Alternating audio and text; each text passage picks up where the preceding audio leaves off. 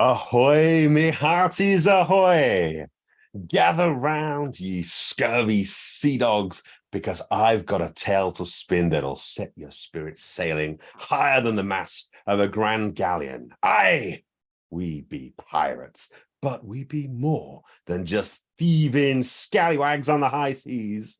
We are a band of misfits, a crew of brave buccaneers united by a common yearning for freedom and adventure. Welcome, welcome, one and all, to the Shape the Future Challenge final pitching ceremony. So lovely to see so many fantastic piratey faces joining me aboard. My name is Adam Montandan, and today I'm Admiral Montandan as we set sails on the high seas. Now, when you look around this ship, what do you see? A ragtag bunch of souls from every corner of the seven seas. We come from different backgrounds, speak different tongues, but here we be, a family forged by loyalty and shared experiences. Part of this project has involved something like 1,350 scallywag participants with about 1,900 applications to come on board the good ship Moonshot Pirates from 150 or more countries, and of course the seven seas as well. 82 plucky teams of buccaneers have submitted their moonshots, and there's been more than 380 mentoring sessions to help you search for that hidden treasure. In fact, this whole project has been supported by 70 rascally mentors from Los Angeles to Brisbane and everywhere in between. So welcome, welcome one and all. Each piratey crew has survived a 4-week program and, of course, 1 week of treacherous online voting. And what's joining us today on this call are the best 7 teams, the hearty crews that have made it to the very end. 190 teams started this journey, 82 teams submitted, and the 7 best are here. And only 1 team can take home the hidden treasure, that trip to Silicon Valley, the full experience of what it's like to be a pirate in the Valley. So welcome to the Shaping the Future Challenge. This final pitching ceremony is, of course, powered by Volkswagen Innovation Group, and it wouldn't be a Moonshot Pirate without the captain of the ship, Marco. Marco, why don't you come onto the screen and join me and tell us a little bit about the why behind Moonshot Pirates. Why are we here? Why are we doing this? Well, thank you, Adam. Thank you for the amazing introduction. And yeah, also from my side, welcome everyone. Welcome to everyone at home watching the live stream. Welcome all the pirates who made it to the finals, also the pirates who didn't. It's been an honor, to be on this journey with you, but also a big welcome to the partners and mentors who actually make this kind of programs possible. So thank you for that. Big thank you, of course, also to our amazing team. To answer your question, Adam, why we do that? You will see it in about, 20 minutes. You will see the ideas and you will see the potential that young people have. It's I'm privileged to witness the potential of young people like on a regular basis. And I really believe young people need an environment where they can work on their ideas, where they can, unlock this potential, where they can experiment, where they can go crazy, and where they are allowed to make magic happen. And the other thing is, the learnings that they take from it, working on your own idea, this kind of entrepreneurial journey, you rarely get that in school. And I believe that the skills that you gain while working on a moonshot, while working on an idea, are going to be extremely important in the future. And those are kind of the things that drive us, where we believe young people need that. And we are very, very happy to provide that to young people. Now, Marco, I know that the past few weeks for you have been full of wow moments, but it's quite a tricky task to ask. But could you pick just one of your favorite wow moments that you'd like to share? What's really wowed you over the past few weeks? Yeah, as you said, it's been multiple wow moments from, 1,900 applications, then seeing the ideas developing, going through the evaluations. But I literally had wow moments where I was sitting there and saying, wow, when I went now through the coaching, or when I was part of the coaching with the finalists. Seeing the, I don't know, level of execution, the level of thinking of those young people, seeing those ideas, the creativity behind it, the level of innovation. This is just a big wow for me, because I always compare it with myself when I was 15, 16, 17, and I was chasing a football on the football field. So it's I'm always blown away, and big wow every time I see that. And so I don't want to spoil anything, but you can be really curious and excited about the ideas that are going to be presented today. I certainly am. And now, Marco, this wouldn't be possible without all of the fantastic sponsors that have been helping out behind the scenes. Would you like to say something to the sponsors and what a great impact they've been having on this project? Absolutely. Yeah. Big thank you to the, you said it, to the sponsors, to the partners. We don't see them as sponsors. We really choose partners in a way where we say we want to collaborate. We want you to be part of this program. And there have been many of them, but let me mention the biggest two, obviously Volkswagen Group, who are also hosting today's final pitching, but also Aspinac.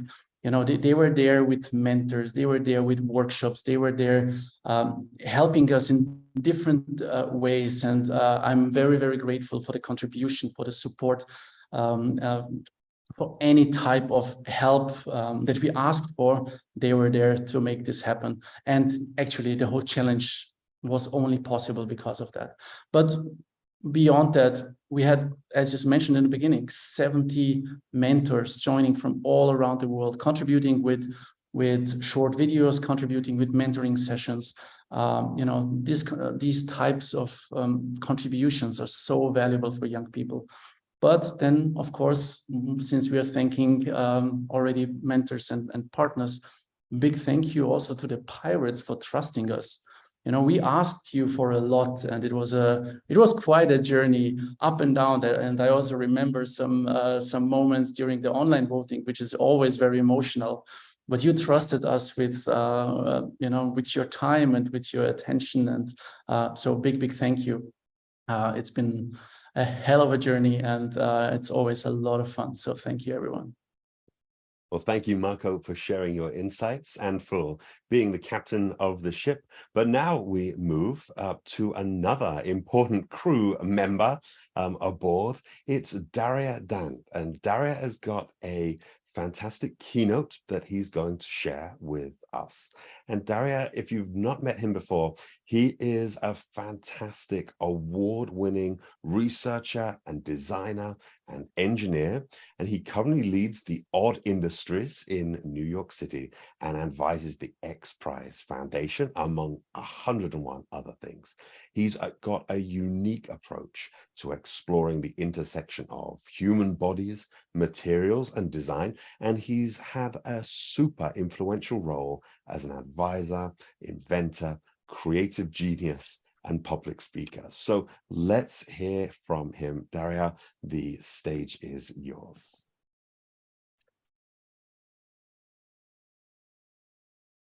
Just a second, I'm gonna just share the keynote. Let me know if you can see it.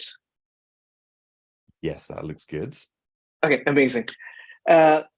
Thank you everyone here and online, all the pirates, the team, Marco, Annette, and everyone. All of you are amazing geniuses, the next generation that's going to lead the world into the future. I am Daria Dan. I lead on Odd Industries, which is a Moonshot lab, a futurist lab based in New York City. My lab and my life has been through ups and downs and lefts and rights and all different curves and paths. I've been in academia, in industry, in all corners and crevices. But today, what I thought would be most important to focus on is the early parts of my life. I thought the internet is full of inspiration. The internet is full of finished products. The internet is full of amazing polished videos where you can see, you can go and see Apple products, you can go and see SpaceX videos and all of that. But every moonshot starts on the Earth, and it starts on the Earth in a garage. And I think what I would like to share with you is that garage. I would like to share with you what happens in that garage, where the ideas first come up when they are in their most rawest forms, in their most ugliest forms, when they're about tinkering, about failing, about prodding, when you don't know where to go with it, when you're about to give up and you still keep trying. Sometimes nothing happens, sometimes something happens. And that's the journey. To me, that's the spirit of being a pirate. So I sort of went through my archives and I picked up 4 or 5 different projects through different times of my life, and picked out some very embarrassing photographs, videos from the garage period of those projects, and I wanted to share them with you. So these are one of the earliest things I made, like something around 2005, 2004. So what I wanted at that point was to understand the emotional context of words. So I believe that every word that we see has these 6 basic emotions. And what if these emotions in words can have a visual language? So I sort of wrote this algorithm where you can extract emotions from a word, categorize them in these 6 different quadrants, and then they can be visualized in these 6 different visual language. So you can imagine, say, for example, someone tweeting something, and then that can be now expressed as this visual art form. So the first thing I did was I sort of made this synthetic flower. So this is a flower, a real flower, which has nitinol fibers. So essentially what happens is this flower is hooked on to your text messages. And depending on your text messages, say to your partner, your girlfriend, boyfriend, your partner, and depending on the emotional context of these messages, the flower will bloom or it'll droop. So if you've had a good catch up the last time, the flower would bloom or it'll droop. So you can sort of wake up in the morning and look at this flower, and immediately you would have a physical a reminder of like, oh, I think I should call them, and because the flower is drooping. So I also have a sort of a political activist bent in me. So for a time in my life, I was living in a country which will not be named here, which didn't have freedom of speech. So I was involved in an underground political group, and what I did was, with the group, we took a political manifesto, which was not allowed to be published in textual form.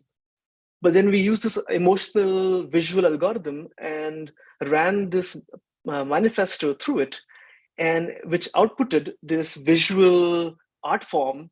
And then we printed it on like these 10 meter by 10 meter huge canvas. And we went up on a skyscraper in the middle of the night and then hung it up. So in the morning, when people drove their cars, they saw on the skyscraper this visual art form, which they didn't know what it meant, but it was essentially a manifesto against the government. But no one figured out that it was that. They just thought it was a lovely public art. And it was in the newspaper the next day, but it was essentially a public speech against the government.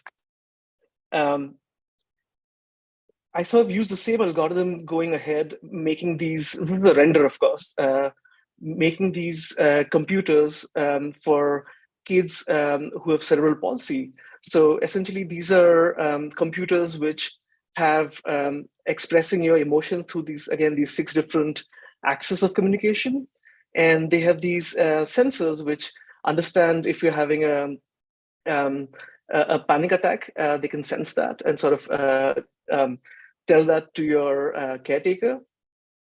So around this time, I sort of got involved a lot with working with accessibility, working with kids, working with toys. I moved to Phnom Penh in Cambodia. This is around like 2009, 10. And I lived in Phnom Penh near a landfill, near an e-waste landfill. And this is a place where a lot of e-waste, like keyboards, old mouse, speakers, are dumped from Australia, from Japan, from Southeast Asia, Singapore. And families from villages migrate here, where it's a lucrative job to sort of extract minerals like trace amount of gold, trace amount of metals from these chips. And kids don't go to school. So, and kids work in these e-waste landfills, and they sort of play with these keyboards and mouse. So I started visiting these e-waste landfills, and I also started making toys. So what started going on in my head was, okay, so at one end we have a lot of these e-waste, right, which is a problem. And then on the other hand, we have kids who are not going to school. Is there a way we could sort of address these two things with one stone? Can we convert e-waste into educational, fun, playful toys? So this is, again, the first very prototypes, early garage prototypes. So this matchbox size box is essentially something you carry in your pocket, and you take it to a landfill and you plug in this keyboard. Again, keyboards are something that doesn't go bad, doesn't break easily. And you plug in this keyboard, and this keyboard becomes a piano. Or you plug it in and it becomes a guitar, and you can start playing music. Or this one, which asks you math questions. Now, again, no kids ever likes this toy. Or this one where you can plug in a speaker or a headphone, and it starts telling you stories. And of course, with time, it started getting smaller and smaller. I opened this NGO from that called Open Toys. So what we started doing was, apart from, so this is 120, 130 people who are educators, engineers, makers, pedagogists, and we started getting money from companies, CSR funds, to make these toys. And then we would take these kits and we would take them to the landfills, and we would also teach the kids to solder these toys together and create their own kits. So tomorrow, if these kits stopped working, the kids would know how to repair them themselves and essentially learn electronic or vocational skills and make their own toys again. And this, we created about 3,600, 3,800 toys in Brazil, in Philippines, in Cambodia. From there, I was in Singapore, and one thing, I always wanted to do was I always wanted to learn how to play music. And I'm a very impatient person. When I was a kid, I was very impatient. Of course, ADD, diagnosed ADD as a kid. Wasn't ever able to learn music because I always wanted to feel the results before investing so much time in it. So later in life, I made these apparatus that you wear on your hand, on your wrist.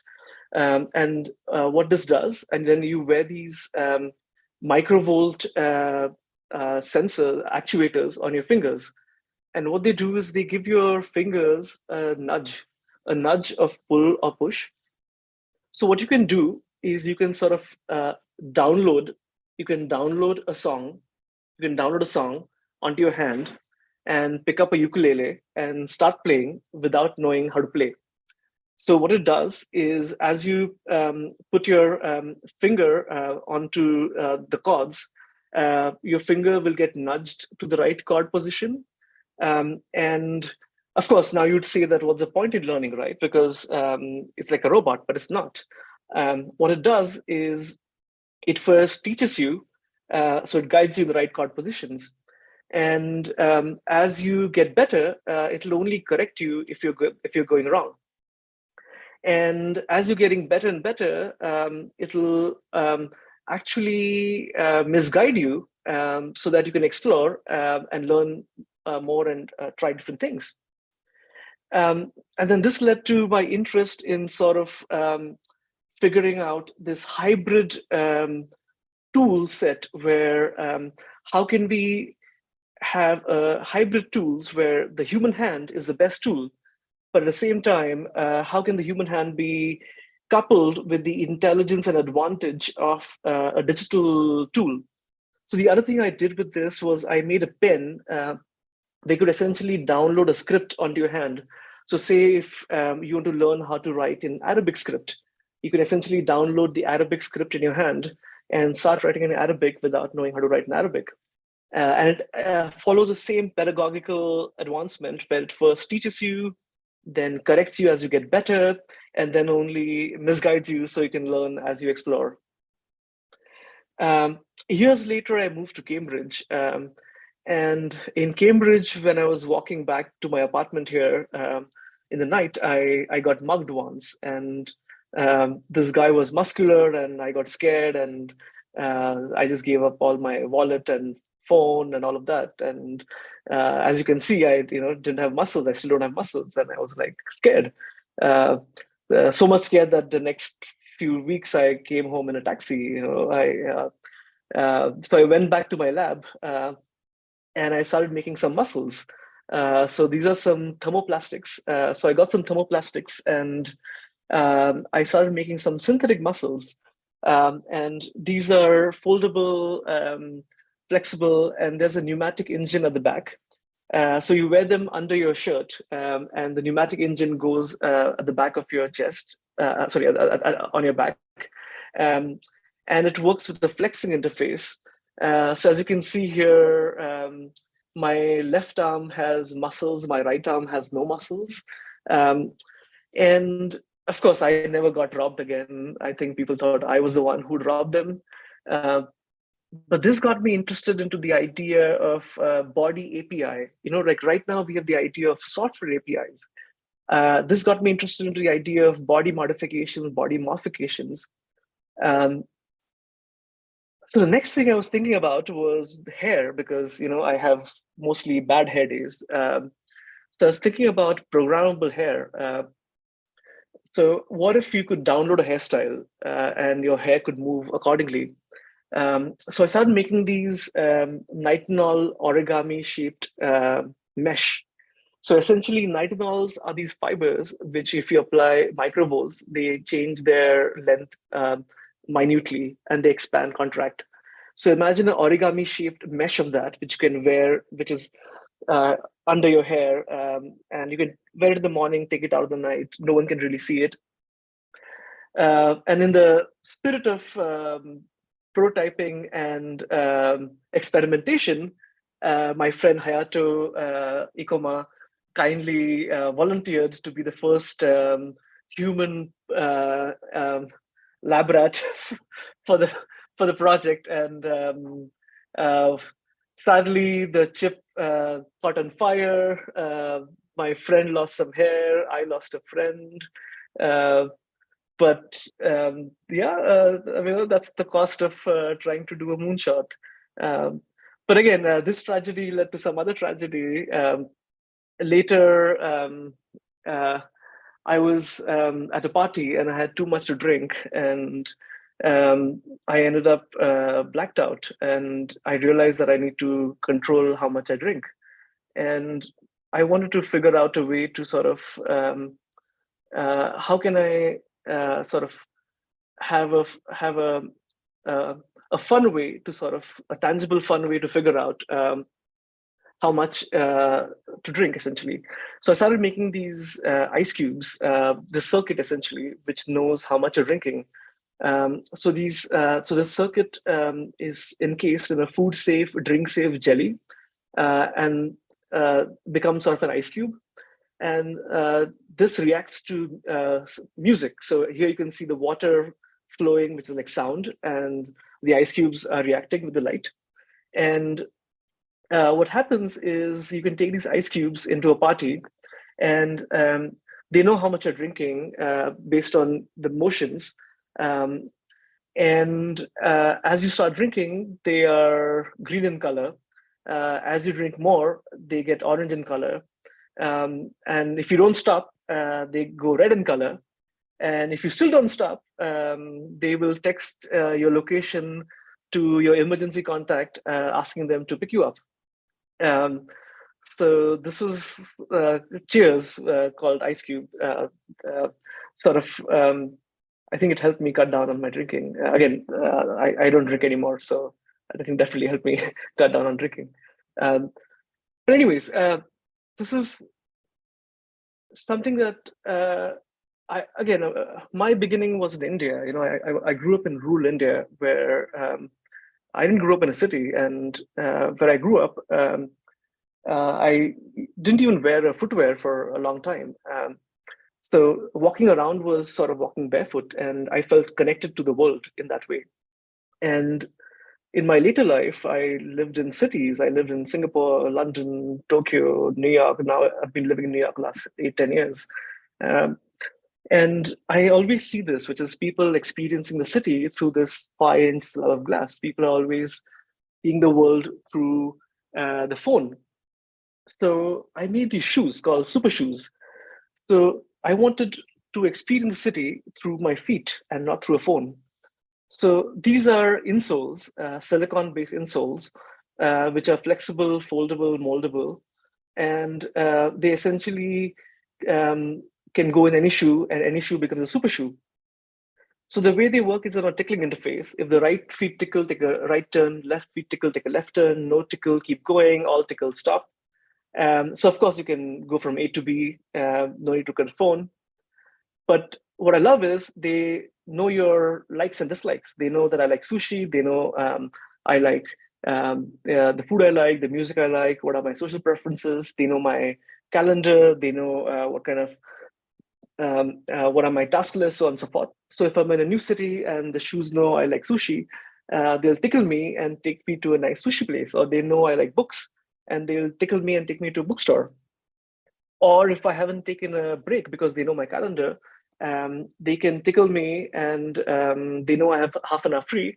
They'll tickle me and take me on a walk to make sure I'll come back in time for my next meeting. And the biggest thing, which I feel we don't do anymore, is we don't get lost anymore. We always know where we are and where to go. So what the shoes do is the shoes now help you get lost. And when you want to come back home, you tap your feet thrice, and the shoes will take you back home.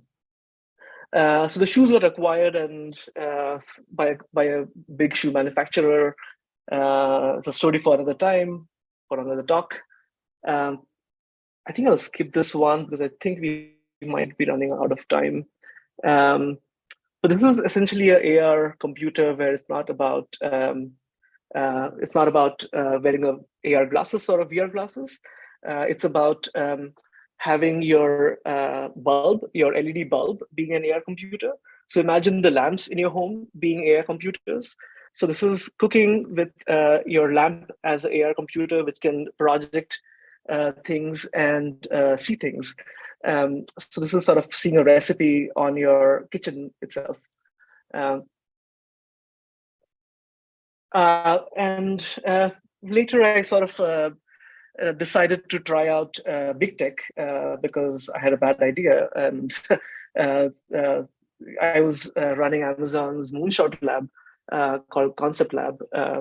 And one of the things we had in our lab was we like to play music in the lab. And it was always back then, you had Bluetooth speakers, and someone had to go physically and sort of turn up and turn down the music. So one of us was like, hey, why don't we just like shout out and tell the speaker to turn up and down the music?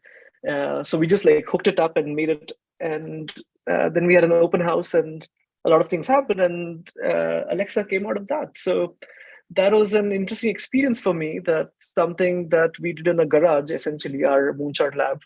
And my lab made like 50, 100 different moonshot ideas in the 3-4 years I was there.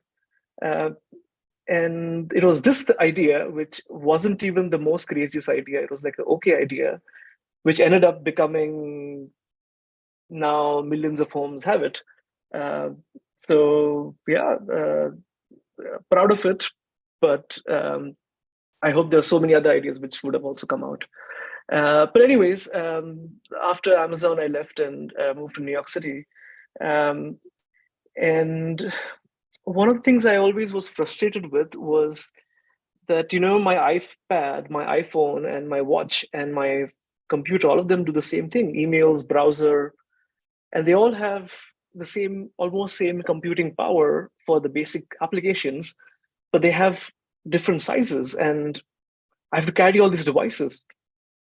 So I was thinking, why not? What if these devices, the sizes of these devices, what if I can stretch them? What if, like my T-shirt, like what if the screen is like this? What if it's elastic? So it took me a few months, but I made an elastic display. So essentially, this is a display. This is a computer display, which is elastic. This is sort of the earlier pre-mediation of like what is the interaction language of it. But as a case study, I think I'm missing a video here. But yeah, you can basically sort of stretch the display. You can pull out things, and it can stand and it can move around. You can touch, and you can shape change. And then this screen led to another display, which was this. I'm going to just sift through this video. I think some of you might have seen this video. But this was a much low resolution display that came out of the other project. So essentially a 2.5D screen, which you can control from a different space.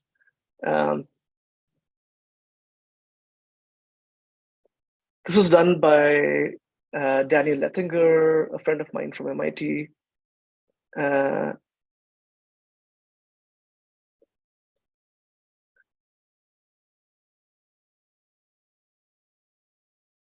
But then this led to sort of the idea of like, what if in a car where right now we have a dashboard which is plastic and buttons or a touchscreen, what if we have a dashboard which is elastic and we can essentially pull out buttons and the buttons can move around?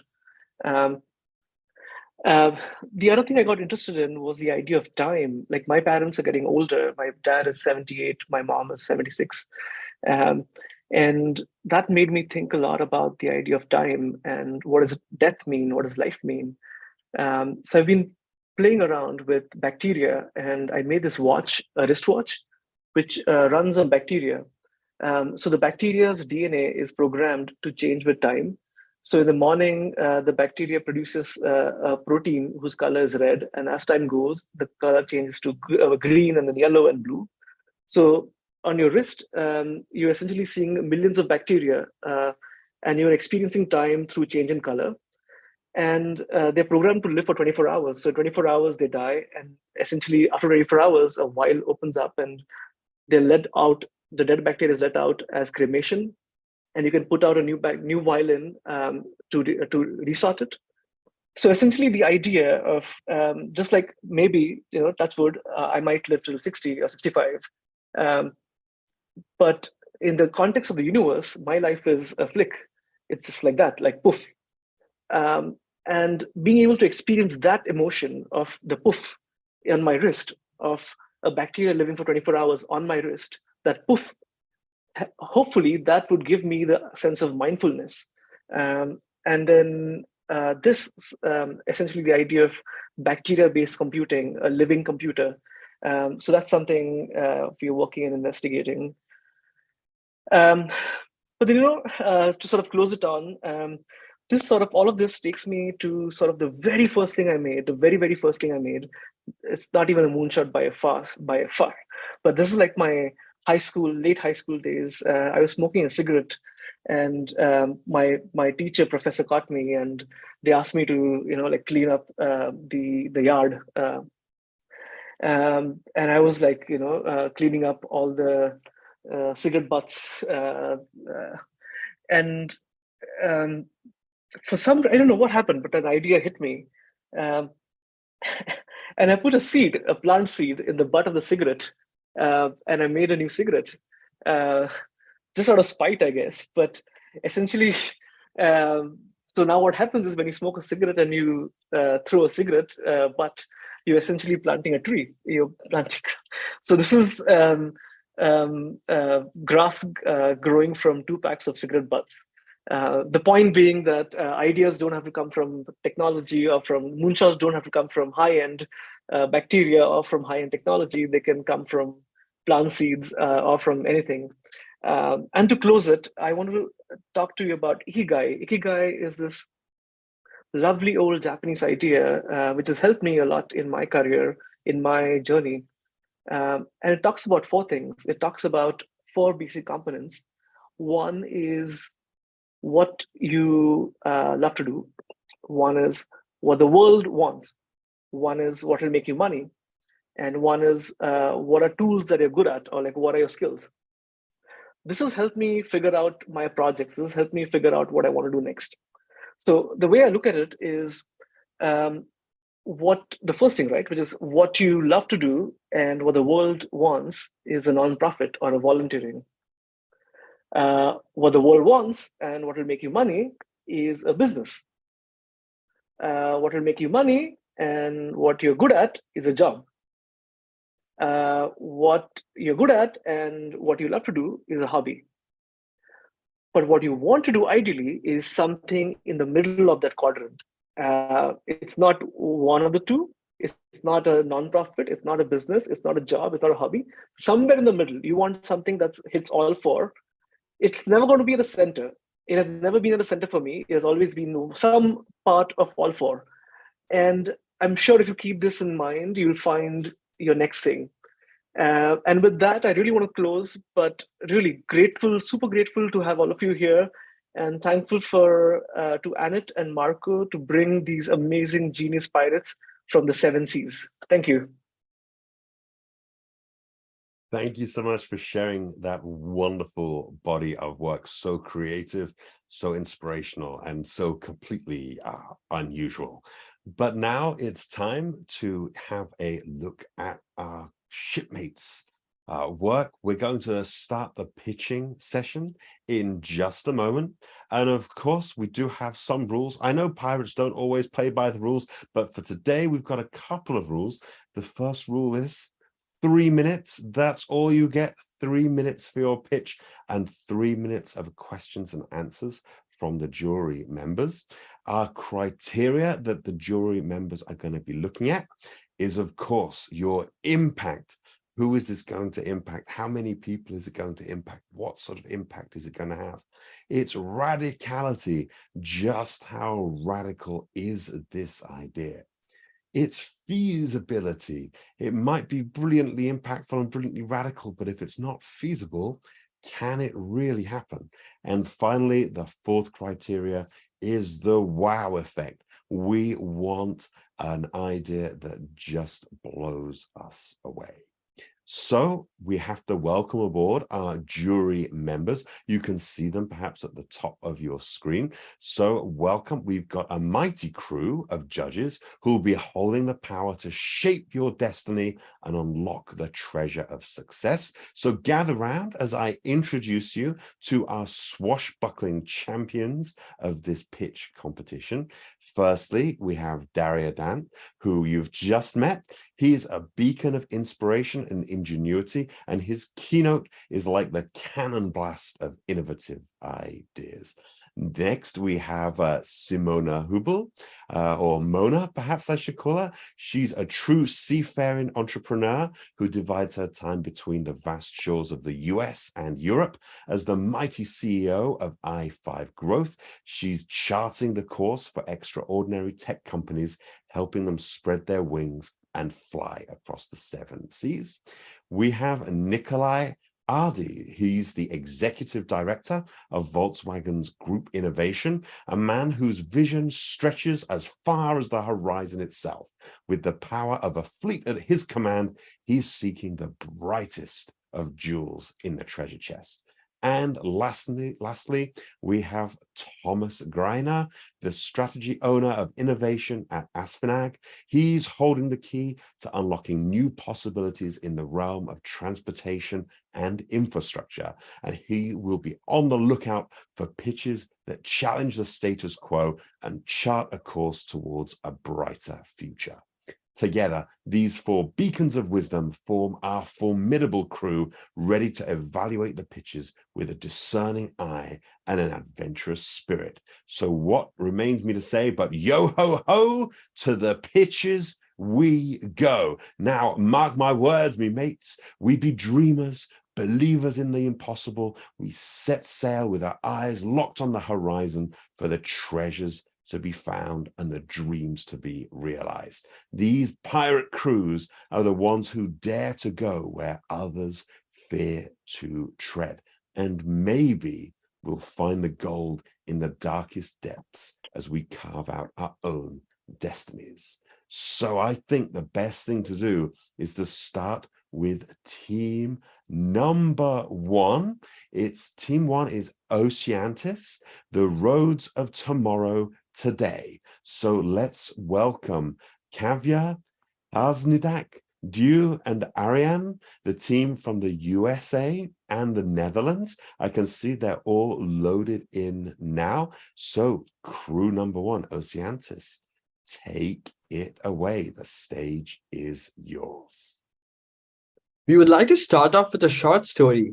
Daria Dan is a man from Mumbai who lost his son to a pothole accident in 2015.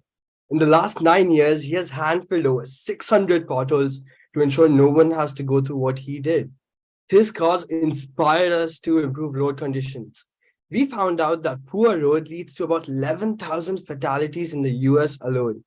Additionally, $231 billion are spent on road maintenance every year. That's where we come in. We believe that our self-healing roads will help ensure no one will lose a loved one to poor roads, making the world a safer and a more sustainable place to live in. Introducing the star of the show. Thank you, Aryan, for that introduction. But I am not the star of this show. Rather, it is the bacteria, Sporosina pasteurii, which is central in achieving our dream of pothole-free roads. The graphic shows the working of the bacteria. Initially, cracks form in the road, as seen on the left, where light triggers the capsules to release calcite and urea. When water fills the crack, the bacteria reacts with all these components to form porous calcium carbonate. But traditionally, porosity isn't good, because if water enters the base layers, that causes the road to sag, which is the primary cause of both potholes and cracks. That's why asphalt and bitumen are normally used to waterproof roads. But what if we change the status quo? What if instead of waterproofing roads, we simply allowed water to flow through roads? Porous roads would not only absorb noise, they would also help refill the underwater water table and make our roads safer to drive on during the rain because water would simply flow through our roads. And that's where hempcrete comes into play. Hempcrete is sustainable, it's porous, and importantly, it's alkaline in nature, which is the ideal environment for our bacteria. Plus, to increase the compressive strength of hempcrete, we want to reinforce it with both ferric and recycled cement. Additionally, to improve the road's overall tensile strength, we want to include lignin fibers in the sub-base layers. Our roads are safer, and since they're made from sustainable materials and need less maintenance, they have a lower carbon footprint. Our roads are also more durable and need to be replaced less often, which also means they're cheaper in the long run compared to traditional roads.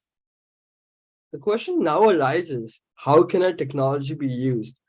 Firstly, as injectables, our technology can be injected into pre-existing roads, extending its lifespan.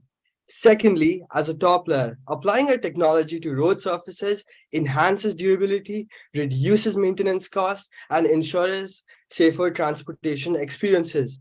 Thirdly, we will capture the global market because traditional roads need to be replaced every 40 years. And that's when countries can transition into our next generation of roads.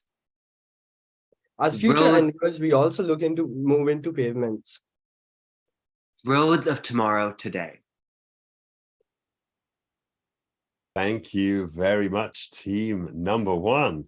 And as we bring our jury up onto the screen, I'm sure there's going to be plenty of questions, but we have just 3 minutes. So I think the perfect person to kick off the questions should be Thomas. Thomas knows a thing or two about roads. Thomas, have you got a question for this team? Yeah, thanks, team, for sharing your ideas and the project. Yeah, actually, live in Austria, so in winter times the roads are full of snow and ice. So my question goes to you, like, what happens if there are icy roads and we need salt to remove the ice of the roads? How does this inflect your invention? Yeah, I can take this question. So we actually researched this and we found out that salt actually won't affect it. One of the things is it will go underneath. So the snow actually melts faster on our roads too. So it won't affect any of the materials we've chosen. And let's go to Nikolai. Nikolai, do you have a question for this team?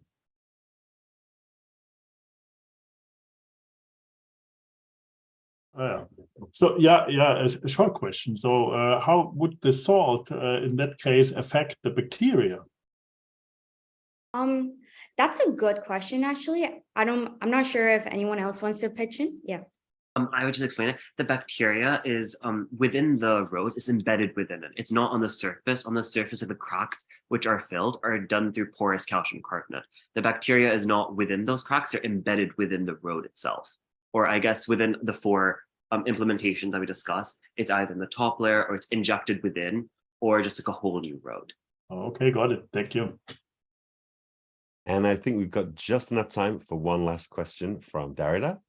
I was wondering, days when there's extreme temperature changes, how does, since it's porous, say water clogs in, and what happens with contraction expansion in the pores of, say, water that's, say, stuck there? Does that lead to deterioration of the road or? Yeah, I can answer that question. Yeah. So for the materials of the road, we specifically chose materials that when they're moisturized, no matter how much water is in them, they don't have any structural issues at all. So that's like an issue with traditional roads. Normally, if water goes into them, like you can see sagging and stuff. But for our roads, no matter how much water in them, it's not usually an issue for them. And additionally, our roads can bear the same load as normal roads can bear, which is about 3000 psi. We have no, we don't like compromise on our structure and how much we can bear. It's the same. Thank you very much, team number one. That's the time, all the time that we have. So we'll say thank you and we'll say goodbye to you for just a moment as we welcome team number 2, V Revolution.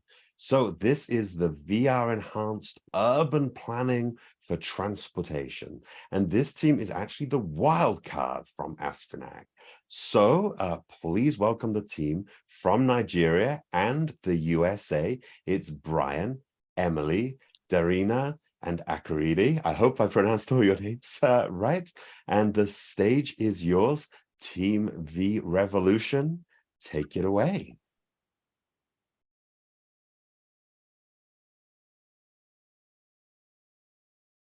We are V Revolution. Our team aims to bring real results from virtual mobility simulations. Centuries ago, immigrants sought better futures in urban nations during the Industrial Revolution. However, they encountered overcrowded cities that lacked proper urban planning to accommodate growing populations. Surprisingly, urban planners still struggle to combat this issue after centuries of innovations. For instance, in my home city of Houston, poor transportation networking accounts for 48% of Houston's carbon emissions, even though automobiles are painted as the cause. What will be the state of our future if this endless cycle of poor transportation network planning continues? Introducing V Revolution, a cutting-edge platform accessible via a VR headset or web-based interface that leverages VR technology and AI and seeks to solve this problem. It provides urban planners with interactive, real-time environments from cities to specific roads located globally to test their transportation network design's effects on traffic and pedestrian movement. This includes the placement of roads, traffic lights, etc. The real-time predictions of these immersive environments allow for more efficient urban planning that can ease congestion and connect current cities, as well as design transportation networks for new cities. In the platform, an urban planner can select any city and street with geographic data available, such as Bissonnette Street located in Houston, Texas, which accounts for the highest number of deadly crashes in Houston.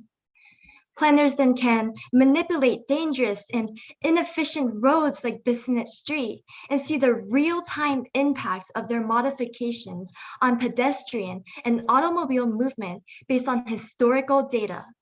In this example, a planner would design it to be safer and less congested. Though the solution may appear somewhat complex, it is entirely feasible due to its convergence of modern technologies. GIS technology, which is included in Google Maps, enables the visualization of locations to create up-to-date virtual simulations of cities. Furthermore, predictive AI tools like Transmodeler allows for accurate predictions of automobile movements in urban areas. V-Revolution provides urban planners with simulations for testing various city and road manipulations that will otherwise be costly and risky to implement and test physically.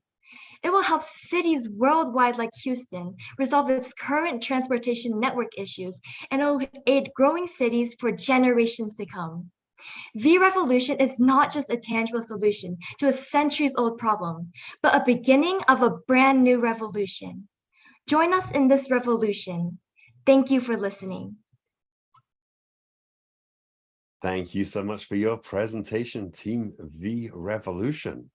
And I think we've got some questions, and I think we should go first to Simona. Simona, do you have a question? Yes, super impressive pitch, first of all. Thank you so much. Can you go a little bit into detail about the VR component of your solution? So why would a person put on a headset in order to use your software? What's the benefit?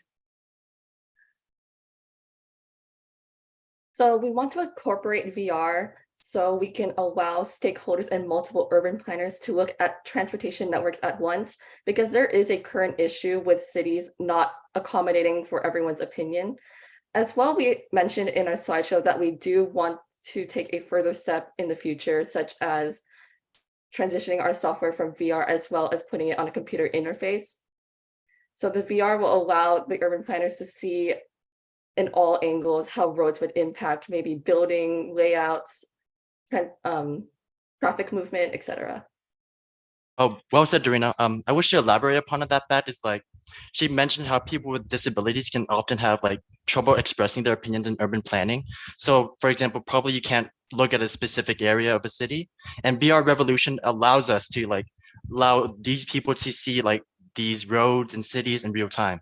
So it allows for more planning and all of that. Thank you. Now, Thomas, I know this team was the wild card from Aspenag, so perhaps you've got a pressing question for this team.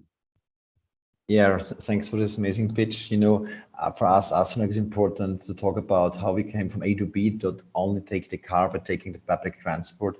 So what do you think with your innovation brings the customers or the people to use more the train or the bus instead of the car? Okay, so basically our technology, so for example, Houston, it's a very freeway centric. Like the planners chose Houston, and then due to its ample terrain, it chose Houston to make it freeway centric, limiting metros and buses, right?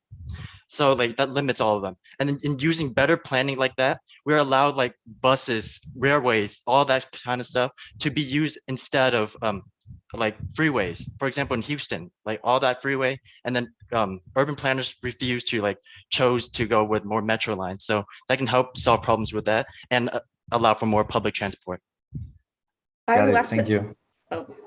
I just want to say, I wanted to add on to Brian's point just for a little bit, that the county in charge, the organization in charge of Houston's transportation is the Metropolitan Transit Authority of Harris County. They are currently actually, because we only have 3 metro rail lines, even though we have a population of almost 2.2 million. So they are actually looking for how to accommodate more metro rail lines and where to place them and how to make sure they don't damage existing infrastructure. So our software will allow them to test that. Wonderful. Well, thank you very much, V-Revolution, for your presentation and answers. The time is up, so it's time to say goodbye. And we are going to welcome crew number 3, Specura, Restoring Mobility, Renewing Hope. Now, this is the team that won the public vote. So please welcome Arman, Hiranshu, Risham, Anmol, Arya, and Rabia from India, the USA, and the UK. Team, the stage is yours. 295 million people in this world suffer from medium visual impairment. This could be color blindness, night blindness, loss of peripheral vision, or more. There are also neurodiverse people with ADHD or anxiety disorders that hinder the ability of driving safely. All of these factors have resulted in increased accidents and reduced road safety in the past. So, what inspired us? Well, ta-da! The mission statements of Volkswagen and Astronaut led us to the problem we are tackling, which is simple. Currently, driving schools and training centers are not inclusive of the needs of these individuals as they lack the necessary equipment and adapted learning modules. That is where Specura comes in, effectively training people in automobility despite their differences. Through virtual reality, users will be immersed in hyper-realistic road simulations where they will be taken through a variety of case scenarios. For as realistic an experience as possible, they will be equipped with a haptic suit and a steering wheel, including motion sensors. Now that's cool, isn't it? Absolutely. On the screen, we have depicted an extended camera view and haptic steering view to give the jury members an idea of what driving simulations in an urban environment will look like for our users. Our customer base may likely struggle with issues like slow reflexes, greater distraction while driving, induced panic when required to make quick decisions, and overstimulation. After long hours of researching the latest technologies developed by leading companies, ladies and gentlemen, I present to you the 3 best features of Specura. The user will be exposed to accident-prone scenarios to work on improving their reflexes and reducing reaction time. Using the eye tracking technology, similar to that used in the latest Apple Vision Pro, Specura can monitor the distraction levels of the user from the road and track their improvement over time. Colorblind training will enhance the perception of color while varying light levels, that is the dilation of pupils, and noise levels will help users adapt to their sensory sensitivity.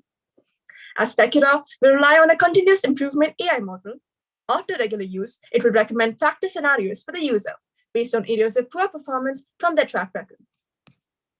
The haptic suit will be equipped to monitor the user's vitals, recording peaks in heart rate and sweat levels, which can be used to assess their calmness or anxiety at particular points in the simulation, which can be reviewed later.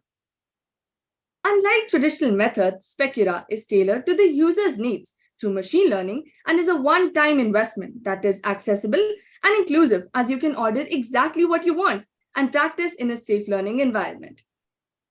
We are elated to share that UC San Diego has recognized the innovative nature and potential of our concept. With the boost from Moonshot Pirates, we are determined to drive Specura towards new advancements in the field of mobility. Thank you all for being patient listeners. Thank you so much, team. Wonderful presentation. And I think we have to go to Daria first, because I know he has a lot of experience in this area. So I would love to hear his thoughts and questions on this one. Really amazing presentation. I liked how you had a good polish to the presentation. I'm curious about what do you think would be, a person going through this sort of haptic and AR, VR training for driving? How much time would that take compared to a traditional driver going through a traditional training? How much time would that take for them to be able to drive on a road, a normal road? Like, what would the training difference be? Or would they also need repeated training? Would there be sessions again, or would they be also monitored while they're driving to see if they need retrainings? What are your thoughts on that? Right. So I'll take this up. So as we worked with UC San Diego, our main purpose was to successfully accomplish two things. One is to actually identify the critical data that we need from each session that the person is using our haptic suit and VR. And the second aim was to use that data correctly for a machine learning model. So what we have done is that since every individual, especially the market that we are targeting, is very fragile and unique, we need to ensure that the machine learning model accurately caters to their needs. So the machine learning model, for instance, if I'm going at the speed of X during the course, then it will automatically adjust the upcoming sessions, their difficulty, their time to that.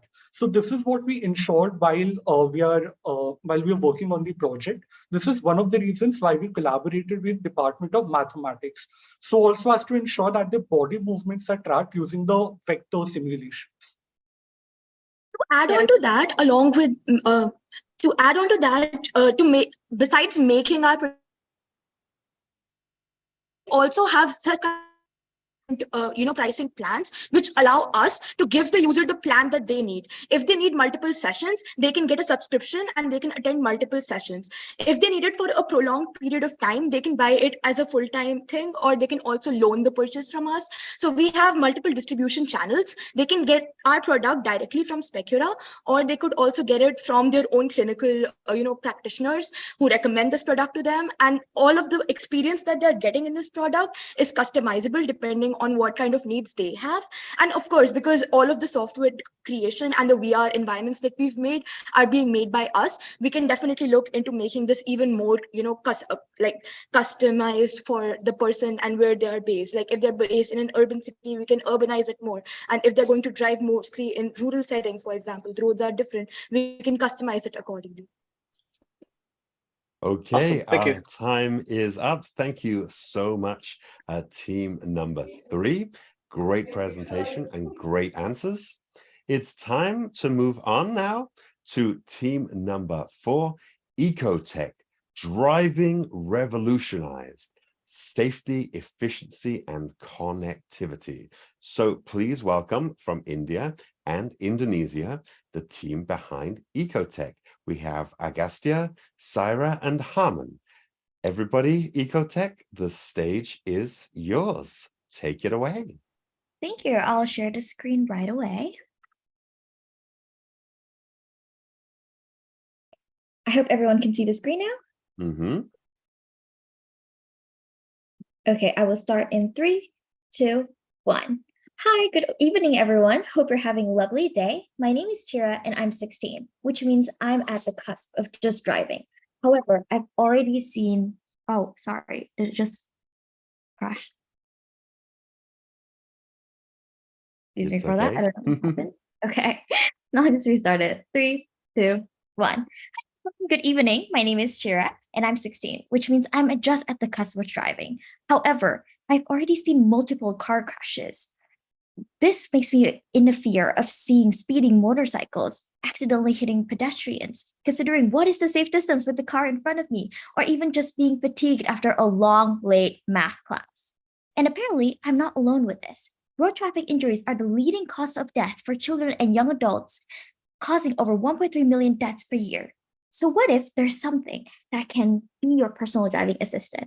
And so that's where we come in, introducing Ecotech, a combination of a windshield screen and smart glasses that will make your driving safer, more comfortable, and a lot of fun. So now let's drive to experience our windshield. Our heads-up display windshields have a lot of features, like this traffic light counter that you can see over on the top right corner, and a pedestrian warning, a non-distracting navigation system, and my personal favorite, because this was an issue for me, is a speed warning to make sure you always have a safe distance with the car in front of you. And wait, there's still more. Let's speed up to Ecotech Smart Spec with optical sensors to monitor your attention level, immediately warning you if you're distracted, fatigued, or worse, microsleeping, so you can pull over and avoid an accident. No more nods of shame and sudden wake-up calls when you veer off the road. Let's talk business, shall we? Our target market is over 1 billion drivers around the world, mostly young and old drivers, safety-aware drivers, and commercial drivers. We are taking a bite at $1 billion markets. It's a whole lot of zeros, folks. Our two business streams are as slick as a well-oiled machine. We offer direct sales to customers, and we also offer licensing with auto companies. We also offer family plans through which you will have a peace of mind knowing that your loved ones are protected on the road. In just 3 weeks, we developed a functioning website showcasing our Ecotech products and creating a captivating 3D model of our specs and an app to link it all. Our promotional campaign generated 500 plus waitlists from over 10 countries in a week. Yes, you heard me right, in a week. This reflects the immense interest among potential customers. We're on the fast track to revolutionize the driving experience. This is a future plan to ensure Ecotech in the race. Ecotech isn't just about tech and gizmos. It's about saving a priceless thing, those 1.3 million human lives, and maybe even you and your family. Thank you for lending us your ears and feel free to unleash your burning questions. Thank you very much for your presentation. And I can see lots of questions from the jury. And Simona, why don't we start with you? Great pitch, first of all. Can you elaborate a bit about the competition? Obviously, there's a lot of large OEMs, car manufacturers that are working on similar technology. So where do you position yourself, and why do you have a head start on the competition? I would love to answer the question. There are different companies in this field. Yes, you got that correct. But Ecotech's technology sets itself apart from existing solution by providing a comprehensive and integrated solution for basically enhancing driving safety and convenience. Our heads-up display offers a wide range of real-time information and features, including GPS navigation, pedestrian warning, light status, and many more, all directly on the windshield. You don't need to look down at your phone or the dashboard screen, directly on the windshield. And our smart glasses, they monitor your fatigue level, provide timely reminders to maintain your focus on the road. So even if you're nodding, even if you don't nod, so that's something that's different from other companies that we are particularly focusing on, the safety of the people and overall enhancement of the driving experience. Thank you. And I also noticed, Thomas, you have a question. Yeah, thank you for this presentation, and I love your sporty timeline you showed us. Anyway, do you have some ideas about the night vision function? So what happens if the view is pretty bad or if it's pretty dark outside? How does this affect your innovation? I would again love to ask that question. Yeah, go ahead, Sheila, if you want. Okay, it's fine. Go ahead and I'll add to it. I would love to say that our glasses, we are planning on adding another layer on top, which would be magnetically attached, that can have both dark vision and night vision. Like there are photochromatic lenses nowadays. We would be putting on, instead of those, we would be putting a direct glass attachment on top that would be able to manage light in night. And it also has a camera on top, which would be used for video calling at the time, but also we can add a project or include a video interference that can clear the image in front of you. And the windshield can always clear the view. So yeah, for sure. So we're going to add a photochromatic sensor. So that's one of the things. And second is that photochromatic lenses that are available quite cheaply right now in a lot of countries. Okay, thank you. Wonderful. Well, we're about at time. So thank you very much, Team Ecotech. And we're going to move right along to the next team, team number 5, the Salty Sirens, the future of batteries. Now, this team was the wild card from Volkswagen. So please welcome the team from the USA, Rujul, Manasvi, Anisha, Reina, and Julia. Salty Sirens, the stage is yours. Thank you. Be beginning at my first word. Hello. We are the Salty Sirens, and our idea is to revolutionize the sodium-ion battery for shipping vessels. As climate change persists, we are seeing a shift from fossil fuel powered transportation to electric. Electric transportation is often powered by lithium-ion batteries. However, lithium is expensive, dangerous, resource-intensive, and unethically sourced. One industry that is often overlooked when it comes to electrical development is maritime transportation. But as the global producers of 1 billion tons of CO2 per year, shipping vessels are not only detrimental to the environment, but also extremely important for globalized trade and economic growth. So how do we improve the state of maritime transportation? Well, that's where our idea comes in. We want to revolutionize the ocean transport industry by implementing safer, cheaper, and more environmentally sustainable sodium-ion batteries into shipping vessels. We plan on using surrounding seawater to recharge these batteries whenever needed. For a long time, the focus has primarily been on implementing renewable battery technology in cars and other automobiles, which unfortunately are not suitable for larger sodium-ion batteries. However, these large batteries are perfect for larger marine vessels, which is why we're proposing a system that intakes a controlled amount of seawater, uses the sodium ions to charge the ship battery, and then releases the recombined salt water. Now, passing it on to Anisha. Thank you, Manasvi. Right now, ships are currently emitting black carbon and pose a risk of oil spills, negatively affecting rural communities, marine life, and the atmosphere. Our solution reduces emissions, eliminates oil spills, and utilizes an abundant resource, thus making it cost-effectiveness and global accessibility. The great thing about this idea is that the technology is already here. Sodium-ion batteries are still being prototyped and tweaked by many different companies. So if we can partner with the companies early, we can tailor the batteries to fit with our recharging idea. Then we can focus on the details of the science and the prototyping. To do this, we want to partner with innovative battery tech companies and major maritime shipping corporations, such as Infinity Turbine, Adidas, and Amazon. It's important for us to work with companies that align with our values and goals to make maritime transportation more sustainable and cost efficient. Thank you for listening, and invest in this project and ride the eco wave with the Salty Sirens. Thank you so much, Salty Sirens, for your presentation there. And I think we should go to Nick. I see Daria has his hand up. So please ask away. I was wondering if there's been, what's the current state of research on the sodium-ion batteries? Like, is it in early stage research in labs, or are there companies around this, or what's the current state of art?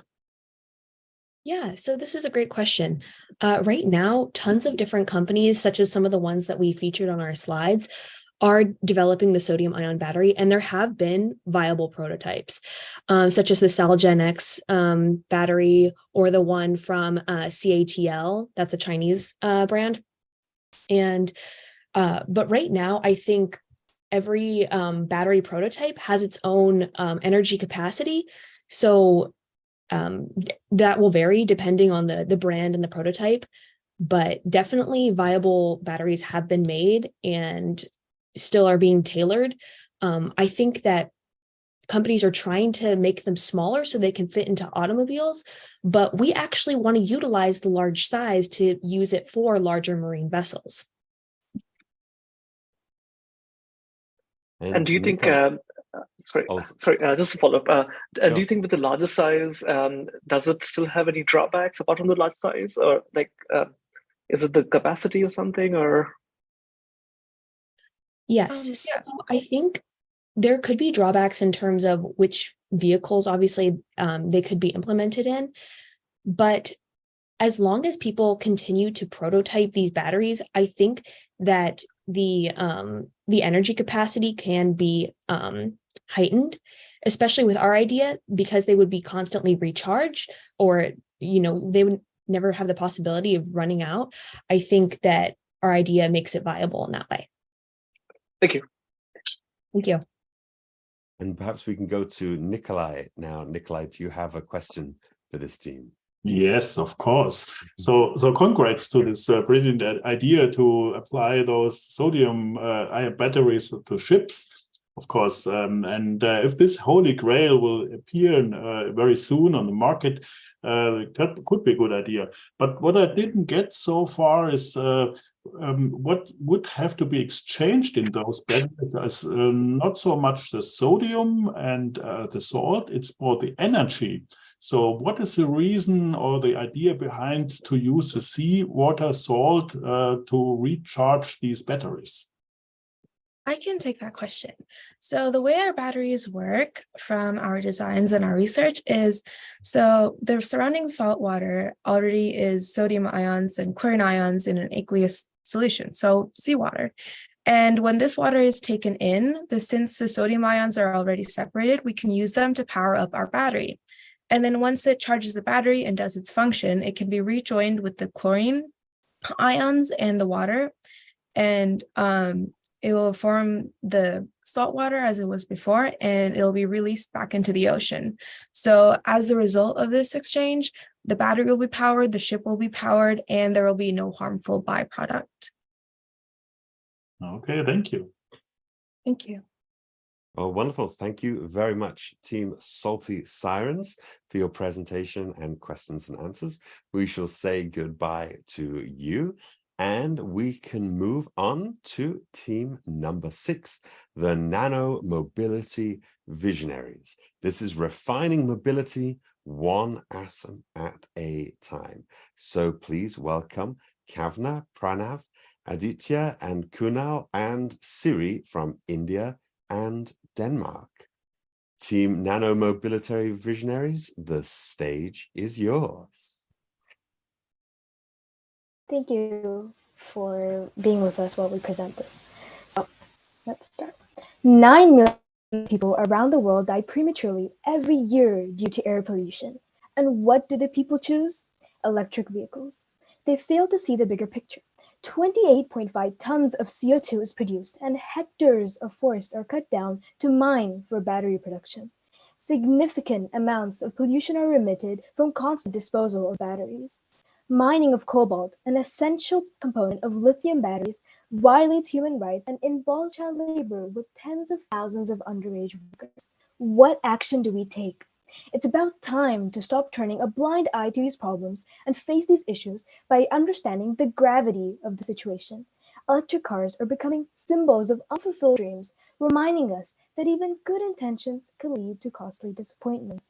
These problems have caused innumerable sufferings to everyone involved in this and sparked our team, Nanomobility Visionaries, to innovate and look for better alternatives to tackle these issues once and for all. Our solution suggests a complete shift from modern piston engines and electric motors. We have designed an engine inspired by the Wankel engine design and have combined them with the power of nanoparticles to shape the future of mobility. Now let's have a look at what our engine consists of. Our engine establishes the use of 2 new features to have a clear edge over traditional methods. The first is the Wankel-inspired curved triangular rotors. These rotors help improve our engine quality and performance by nearly 30% due to their simplistic and lightweight design, which produces power at a higher rate. Despite their inherent advantages, Wankel engines were discontinued in the late 1900s due to their poor fuel efficiency and harmful emissions. So how can we retain the superior performance of Wankel engines without having to deal with the increased fuel consumptions and emissions? This is where our star feature comes in, the nanoparticle chambers. Recent studies show titanium and cerium oxide nanoparticles improve the fuel efficiency rates by over 300%. Also reducing carbon dioxide and other harmful emissions by more than 95%. Implementing these in our engine, we completely radicalize the way we perceive combustion engines. To sum it up, our engine offers more power, consumes less fuel, and reduces emissions without any extra cost. On top of that, our solution's feasible nature speaks for itself. We have combined 2 pre-existing technologies, which are the Wankel engine and nanoparticles, to give rise to a new one.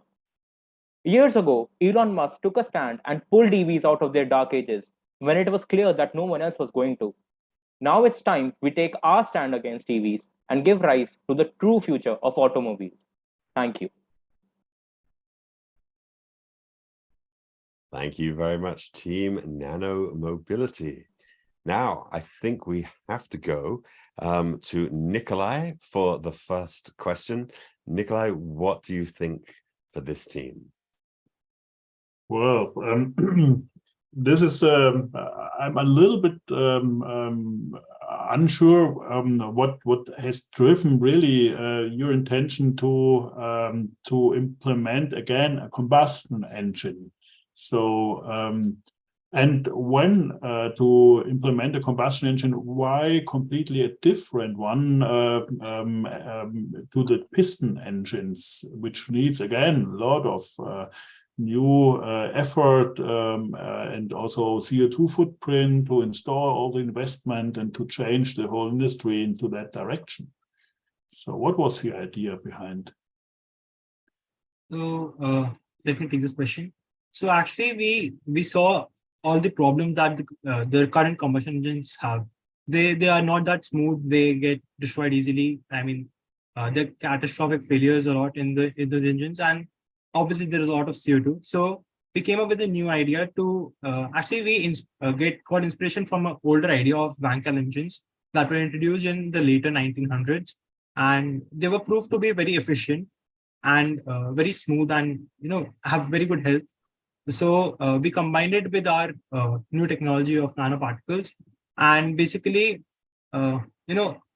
actually, sorry, I'm really sorry. I can May I take this one? May I take this? Yeah.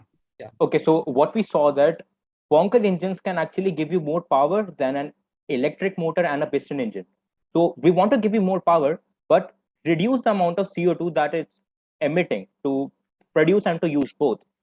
Our engine will actually take less CO2 than an EV. It will actually have a smaller footprint in total, because as we mentioned in the PPT, the EVs are not really efficient because their production actually takes a lot of emissions. You have to take it to account of that factor. So that's our point. We are giving you more power, and we are using less carbon dioxide, and that's the entire point. Thanks. Okay, well, thank you very much, Team 6. We've reached the end of time, so we must say goodbye to you for now as we move on to team number 7, our final team. Last but by no means least, it's the Autopreneurs, road safety driven by AI. So we have Tobias, Oliver, Laila, and Luis from Austria. Autopreneurs, the stage is yours. Thank you. So let's get right into it. Today, we, the entrepreneurs, want to share our vision for road safety driven by AI. Because every day, millions of people travel by car, even though there are some issues that come with that. For example, every day we spend a ton of time stuck in traffic, which costs us not just a lot of nerves, but also a lot of emissions of CO2 because our car is still running. Next, accidents happen all the time, and every year, people die in them needlessly. Lastly, not every road is built efficiently. Some of them may encourage accidents or congestion even. But maybe, is there a solution? Oliver, do you maybe have a solution for this? Yes, thank you, Toby. Now, this is where we come in. Our solution deals with AI and traffic cameras, so we can implement an intelligent traffic management system that monitors traffic on all roads. So when our AI detects an accident on a road, we instantly alert emergency services. And remember, in situations like these, every second counts to save lives. Meanwhile, the traffic behind the accident can be rerouted to prevent traffic jams. So in the future, you will hopefully not be stuck in traffic anymore. So let's sum up the global impact our solution has. First of all, emergency services will arrive quicker on the scene, realistically saving up to 100,000 lives or more annually.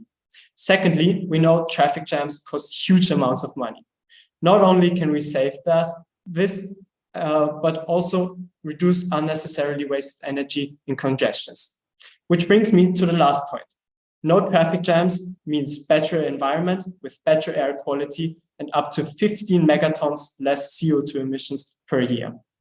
Now, I would like to take you with me on a typical European road. Here you can see the video stream of a traffic camera. Toby, can you explain us, how is this helpful for us? For me personally, it's not that helpful. But you know who can use something with this? Our AI. Because together, over the course of a few weeks, we designed, planned, and implemented a prototype of our idea. And this is what it sees. We can already assess traffic situations and see what the likelihood of an accident occurring at a given time is. And now you may be wondering, what would happen if an accident did occur? We could immediately alert the authorities to make sure emergency responders arrive on time. But what if we took this idea a step further? What if we thought even bigger? The data we collect on risky roads, we can use that insight to make the cities of tomorrow even safer by planning our roads there accordingly. Also, our insights make autonomous vehicles safer than ever. And when our AI is deployed globally, we make roads worldwide safer, one camera at a time. We are the team Autopreneurs, and this is our vision for road safety driven by AI. Thank you. And now I'm sure you judges, you have burning questions, and Lily and Lewis will gladly take them. I'm sure they do. And in fact, I can see Thomas is straight up there with a question. Thomas, what's your question for the team? Yeah. First, I like the way you guys presentate to hand over to each other. Makes it fun. My question goes to the traffic management system. I think it's a very important part for a motorway operator like Asfinag. And your data input is the video camera, or do you use different other sensors for your system? So currently, we're focusing on the video feeds. Our AI prototype can process video feeds and analyze traffic jams and accidents, but that's one of our visions to also include other kinds of data, like videos of cars actually, which got their own cameras, or for example, Google Maps data, or as well the CITS system, which is a European standard. Got you, thank you. And actually, maybe a fun fact, we know you have your camera feeds open and publicly available, and we tested our prototype for your camera feeds as well. And Simona, have you got a question for this team? Who's your customer? So who are you planning on selling this to? First of all, thank you for this great question. Our customer and our focus are firstly road operators. Road operators can manage their traffic in a more smooth way, which generally helps the traffic. But as well, for example, car producers can provide their data for our traffic to be more smooth, which satisfies the drivers as well. Lily, do you maybe have something to add? Yes, of course, ultimately, people who drive the road will be more satisfied and they will be more safe. And it is our mission to make the world a greener place. And by reducing emissions, we think we can really change the world and shape the future. Did it answer your question? Thank you, you did. And we have time for one really short question from Daria Dan. Congrats on the presentation, really loved it. One thing I love about Europe more than America, of all the other things, is privacy. Europe is big on privacy. And I was wondering, what do you think about privacy in the system, where there's a video recording of all the driving habits and all of that? Like, what do you think about privacy? Actually, we have a slide prepared for that. Oh, of course we do. Yes. So our AI is compliant, legally compliant with, on Austrian level, with the DSG, the Austrian Data Protection Act, but as well on European level with GDPR, because the GDPR states that it needs to serve a public interest, which is in our case to make roads safer. And as we do not identify individuals, we're fully legally compliant and can make the roads safer. Thank you. Did it answer your question? Yeah. Perfect. Maybe, and there would be another market in Asia which would not care so much about that. Right.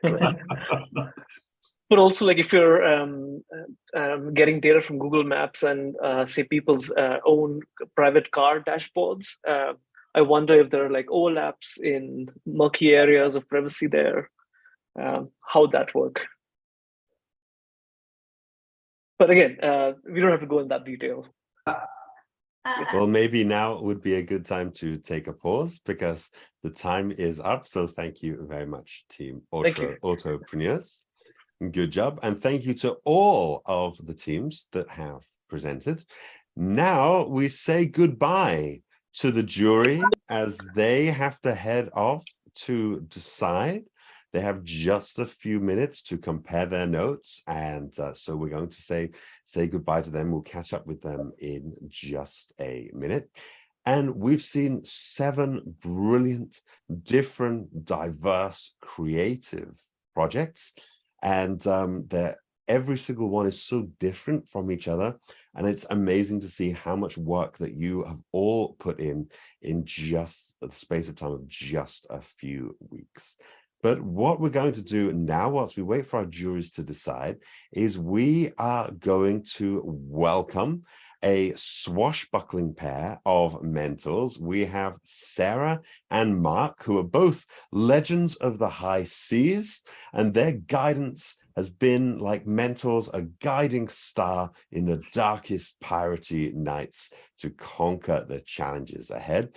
So I think Mark and Sarah, Mark, let's start with you. What did you like about the pitches that we've seen, Mark? Why don't you tell us about the pitches that we've seen so far? Yeah. Welcome everyone. Thank you very much that I can join here. It was a really great time having all the pitches, all the ideas.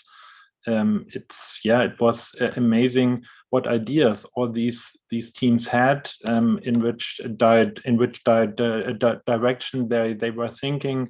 It was really nice having their ideas and then also giving them a feedback that what they maybe also have to think about. And this was a very interesting experience for me. And Sarah, how about you? I totally agree with Mark. It was very impressive to see these different approaches also to shape the future and to make a change within mobility, and to see these different approaches, but with this core value of want to have an impact. Definitely. And speaking about impact, you both have been making an impact on many of the teams through the mentorship process. Would you be able to say a few words about what it's been like during this project as a mentor to so many interesting young people? I can start. It was being a mentor was on the one side getting these great ideas, and on the other side telling a little bit about the basics, and also I'm an engineer, also talking a little bit on the engineer side. So being a moonshot pirate is thinking beyond, don't have any boundaries. And if you are an engineer, you of course know some boundaries. And it was really nice to have both sides on it and have a discussion about it. And how about you, Sarah? What are your reflections on the process? It was my first mentoring experience at the Moonshot Pirates Challenge. And it was quite an exciting journey for me. So due to the fact that I'm not a mobility expert, I'm an innovation manager. The focus of my sessions, especially at the beginning of the challenge, mostly was guiding. So guiding how to decide which idea might fit best for the team, or guiding how to get all team members involved. And then at the end, especially in my last sessions, I recognized the change from guiding to challenging. And this was a very fun part for me. So because I had the possibility to challenge very accurate ideas and specified ideas already, and ask a lot of questions and got even more interesting answers. So that's wonderful. Can you tell me a bit more about this transition that you made from guiding to challenging? Because Sarah, you're a real innovation expert. And when do we go from that sort of guiding to challenging part? Like, what happens? What's the change that you notice in the teams?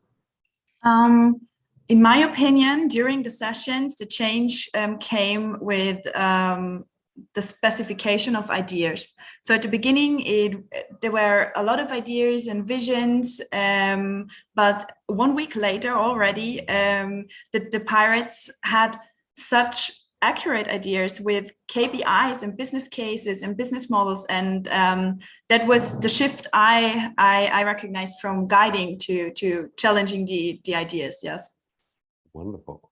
Yeah. And Mark, I know you deal a lot with precision, with accuracy in your work, but here you must have also encountered all sorts of outside of the box and outside of the comfort zone ideas. Can you tell us a little bit about how that was for you as a mentor coming in and dealing with all of that crazy chaos? Was really funny, actually, because like you said, you have your own thoughts and your ideas where you're normally working in, and then you have this ideas coming from all other sides and bringing a new direction in these ideas and in these thoughts. And this was challenging for me on the one side, but also gave a good discussion later on, and was very, very helpful for me, and I think also for the teams. And Sarah and Mark, I want to ask you both, do you have a favorite moment from the past few weeks? Were there any moments for you that really stood out? Sarah, let's go to you first. So my personal highlight, to be honest, I didn't have that one wow moment. It was more like a wow moment streak during all the sessions. But if I really have to make one decision, I would choose the engagement and the dedication all the pirates had. So I was highly impressed to see and also feel this innovation spirit during all the sessions. So this was really, really awesome to see. Yeah. And how about you, Mark? Any standout moments for you? It was, for me, was very impressive to see you are starting a discussion. There are some ideas, and with talking, you are going deeper and deeper into a direction. And this was really interesting to see. If you have only 30 minutes where you're talking about that, you are coming up with so many ideas and bringing this this together to one bigger idea, and this was really impressive for me. Wonderful.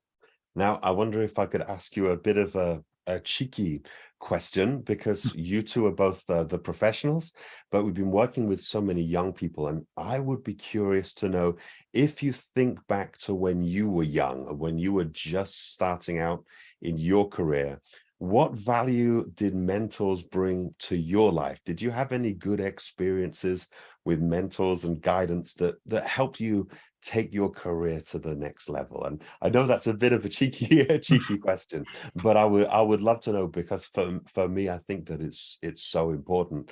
And this is something that all these young people, they're at the start of their career. You two are both at the top of your game, and I wonder what role mentorship and advice and good nurturing has played in that experience. Maybe Sarah, would you like to go first? Yes, of course. For me, it was the advice of if you're creating an idea, always put together different people. So diversity is one major focus point, and also this co-creation approach. And this is also the reason why I really like this challenge, because you have this co-creation with young people of different ideas on different technologies. So yeah, I would say that's one of my most important advices I got. Wonderful. And how about you, Mark? Well, I can say it's when I started, of course, at the beginning you're starting on your own. You want to experience yourself. You want to find out how far you can go and what your ideas are. But you always need some kind of mentor or someone who has the knowledge or the advice. What is the right way, if you are still on the right way, or if you have to change a little bit. And this this I think is very helpful. This is, I think, helpful for the young people here. And I think this is also something that we did in our pitches or in our mentoring sessions, that we had ideas and talked what can a good direction be. Wonderful. Well, thank you so much, Mark and Sarah, for sharing your insights with us here today and with the teams over the past few weeks. And I hope that you're as excited as I am to find out who the winner will be. And whilst we're still waiting for our jury to decide, I can see right here on my screen is the amazing Nikki, who is from Silicon Valley Innovation Tours. And Nikki is perhaps going to be the most popular man of the day because he is going to be the one that's taking the winning team to Silicon Valley. Nikki, thank you for joining us. Can you tell us a little bit about what the winners can expect to see? Tell us about the prize. Tell us everything. Adam, so good to see you. And I want to say congratulations to the teams. You bypassed about 2,000, I think, participants of this program to show up here and present here today, and your presentations were just awesome. I came to Silicon Valley about 11 years ago, and one of the first things that I learned is we operate 5 years ahead of technology, and I was totally impressed by that attitude of looking into the future and being present in the future. Today, you've worked towards a presentation fueled with insights, what is state of the art today, and I want to invite you to this program, and I'm happy to see the winners in a few months, a few weeks in San Francisco, in Silicon Valley, for a week where you're going to be exposed to what might be the future in 5 years from today. So how does this look like? We're basically going to start every day with an exponential briefing where I'm going to give you insights into exonomics, which are the principles of an environment where things, technology and problems both change exponentially. And then we drive from one meeting to another. We have 4 to 5 meetings every day. Each of these meetings are in person and about 1 hour. And we're going to meet people at Apple and Meta and Facebook and Tesla and Lucid Motors and Autodesk. We're going to meet the OpenAI people and a lot more. We're going to be at Stanford University. And as I mentioned when we had the first call, you're also going to drive a robotaxi ride in the cruises that are recently were allowed to start also to drive also during the day. So before, when they launched the program, it was at 10 p.m. to 6 a.m. Now it's the whole day, so we can drive the robotaxis in San Francisco together as well. At the end of this program, you will be actually introduced to all the people we've met. So you will have their personal emails and have your own network to these amazing epic humans that you have met in that week in San Francisco. So that week shall inspire you, give you an outlook of what might be the future, but also give you connections of maybe future partners in your business and your endeavors.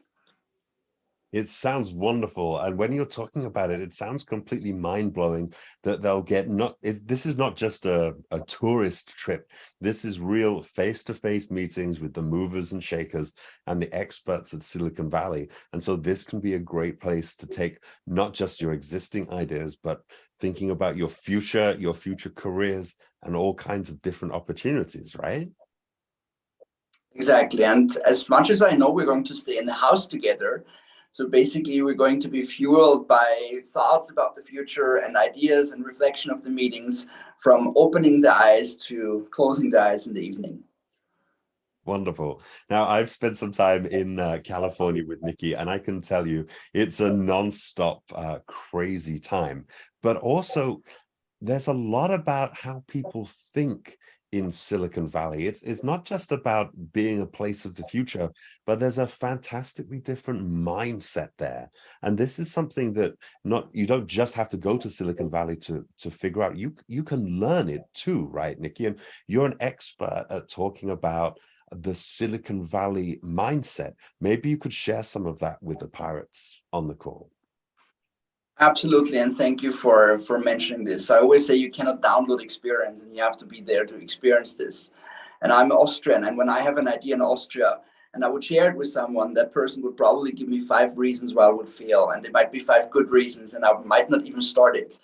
But when I'm in San Francisco or Silicon Valley and I share my idea with someone, that person would give me 5 people I should have a conversation with to get smarter in my space. And that culture of playing forward, that culture of supporting each other and curiosity, that's addictive. And you're going to feel this when you're there. And you have to go out there and share your ideas with everyone you meet. And here in Europe, and I don't know if it's the same on your end, people tell you not to share your idea with anyone because people might run away and steal it from you. And that's an absolutely opposite culture that you're going to experience in Silicon Valley. Now, Nikki, we've got just a few minutes before the judges get back. But the nice thing is, whilst we're waiting for them, we can have a good old chat as well. And Nikki, you've been a really inspirational mentor to me in my life. And I know that you've also been mentoring and helping the pirates behind the scenes. So looking at what you've seen today, you're going to spend some time with the winners. But what advice would you give to all of the other teams who maybe they don't win, but damn, they're really good? Like, let's be honest, these projects are great.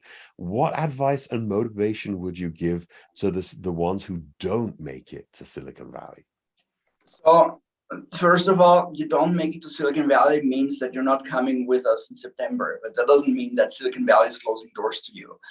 And I think and always a good recommendation is not to be humble with who you take advice from, not to be humble with who you choose as a mentor, and not to be humble with your visionaries, the people that you think are doing it right, and follow them and pursue their activities and learn from them. And they might be in Silicon Valley, they might be around your corner, they might be in London or anywhere else in the world. And I think that a lot of people don't believe that they can actually do it. Right? Elon Musk might be doing this, but who am I to do this? And Elon Musk was once a little boy and his mother said, Elon, please clean up the room. Like your mother told you probably a few years back, please clean up your room.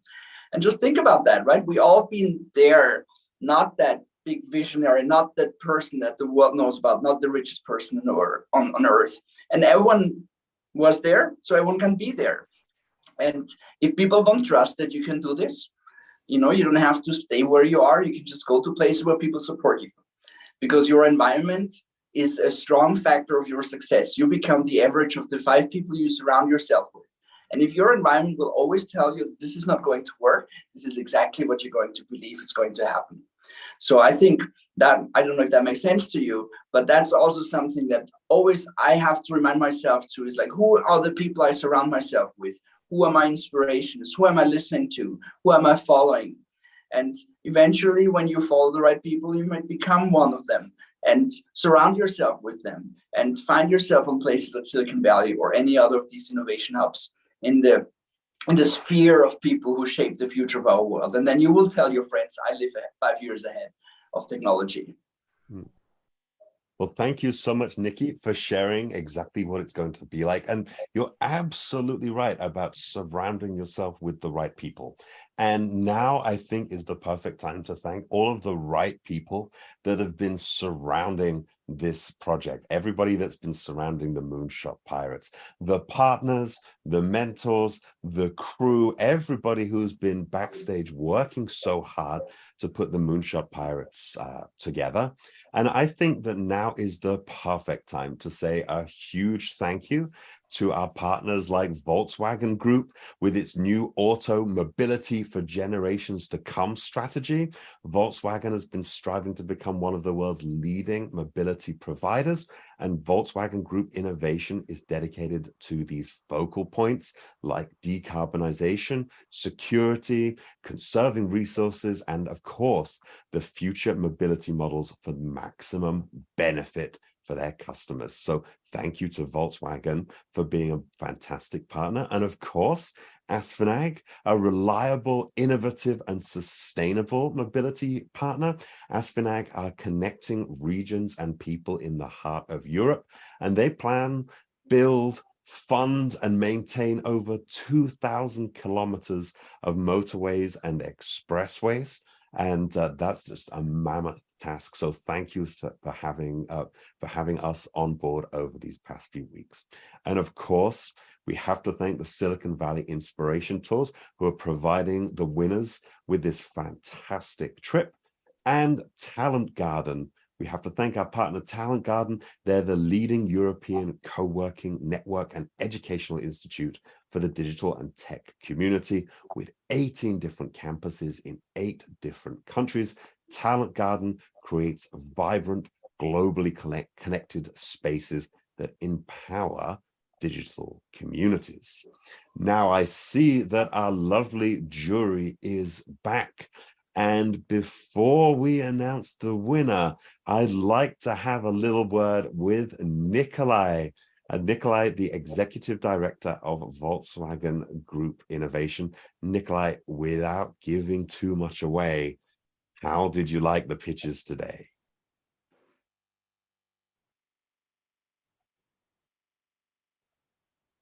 Oh, I can't hear you. Maybe are you muted?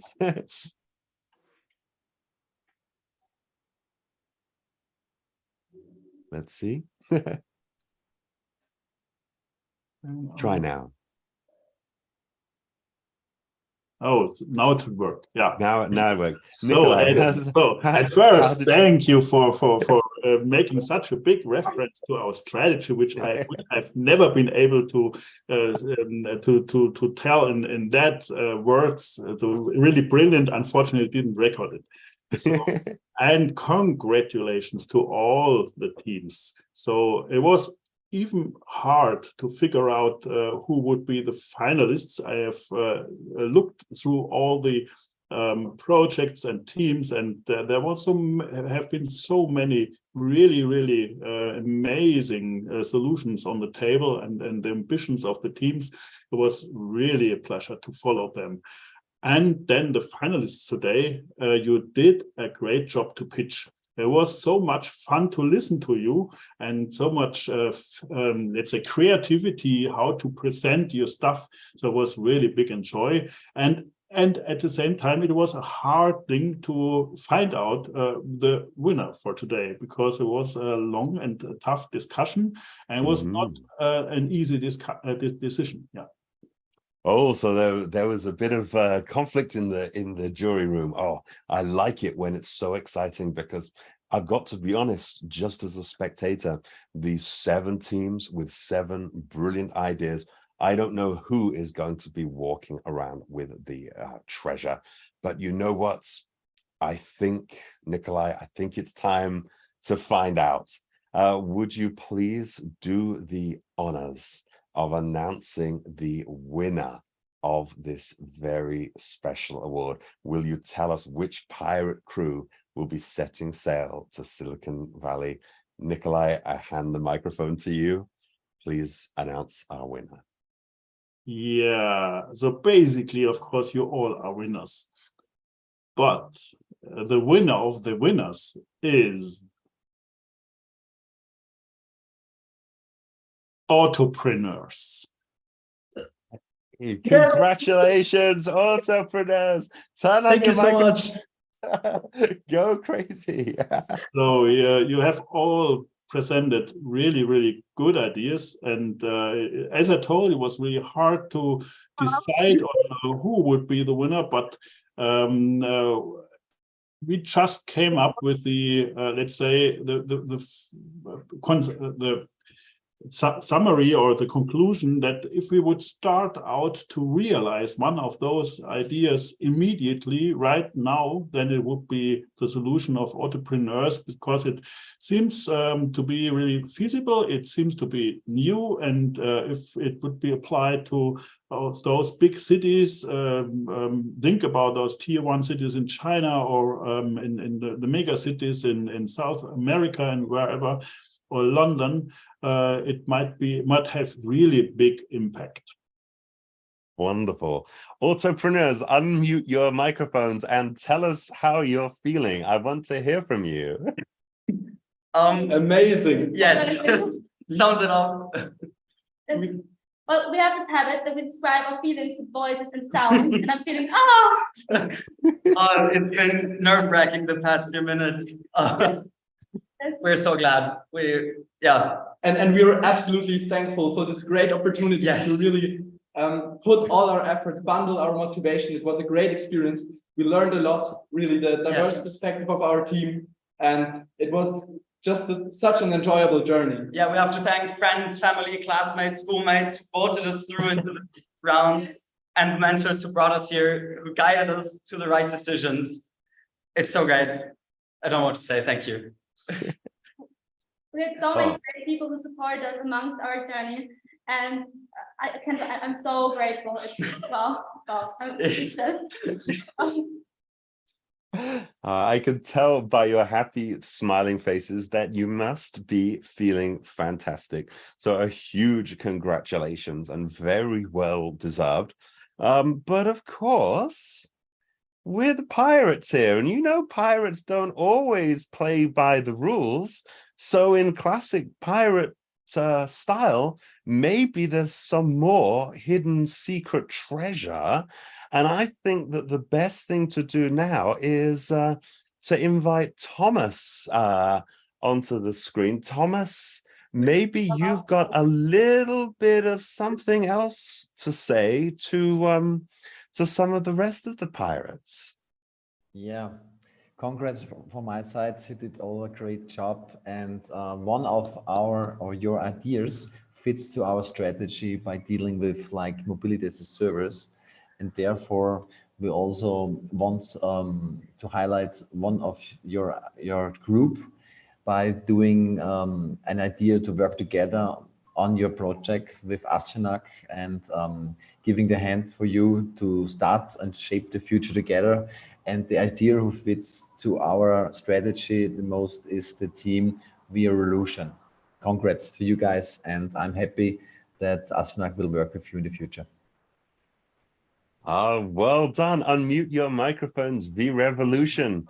Congratulations. Asfanag will be helping bring your idea just that little bit closer to reality. So you're going to be collaborating directly with Thomas and his fantastic team to bring it to life. V-Revolution team, what do you think about that extra surprise there? I guess we're caught off guard. That's insane. That's crazy. I'm just so caught off guard. So that's insane. I'm so happy. Yeah, same for me. This entire competition was my first exposure to even mobility or VR in the first place. So I'm just like shocked right now. Yeah, I love this opportunity that you guys are giving us. It really shows that our hard work paid off. We spent so many nights together on call, and I feel like it just paid off. Thank you so much. Thank you so much. Yeah, thank you. Thank you very much. Really Well done, and congratulations to every single person.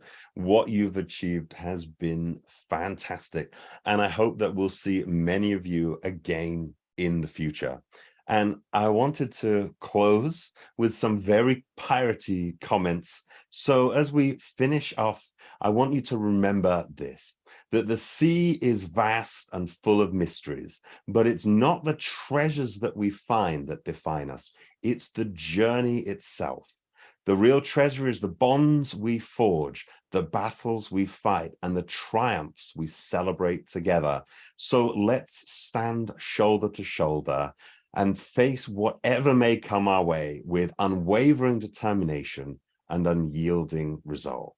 When the world tells you that dreams are for fools, look them in the eye and roar like a kraken, for you can be the embodiment of dreams set free, the embodiment of the untamed spirit that roams these waters. As pirates, chart a course towards greatness and leave an indelible mark upon the pages of history. So, me hearties, let your hearts be filled with fire, your souls ignited by the spirit of the pirate. Set sail, and then I'll see you again one day out on the high seas. Good night, everybody, and congratulations.